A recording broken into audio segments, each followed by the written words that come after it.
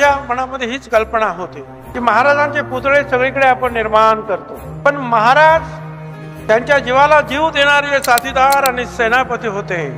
त्यांचं सुद्धा कौतुक, त्यांचा सुद्धा इतिहास आपल्या समोर आला पाहिजे. आणि म्हणून त्या सगळीकडे जे आहे हा इतिहास आता सुद्धा काही मांडलेला आहे, परंतु कायम स्वरूपामध्ये मार्बलमध्ये त्याचं एक काम राजस्थानामध्ये सुरू आहे.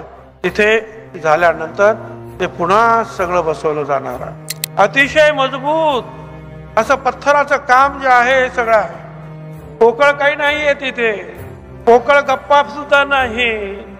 मजबूत पायावर सगळं उभा, खांब सुद्धा मजबूत आहे, दगडी खांब. हे बुरुज आपण पाहिले भव्य. हे सगळं पाहिल्यानंतर माझी खात्री आहे 1 महिन्यानंतर अख्खा महाराष्ट्र जे आहे शिवसृष्टी पाहण्यासाठी लोटल्याशिवाय राहणार ना. पर्यटन वाढीसाठी सुद्धा त्याचा उपयोग होणार. पैठणीसाठी येतात, पण ते तिथे सुद्धा येतील, पाहतील, मुक्तिभूमी पाहतील, अनेक ज्या गोष्टी ज्या आहेत त्या पाहतील.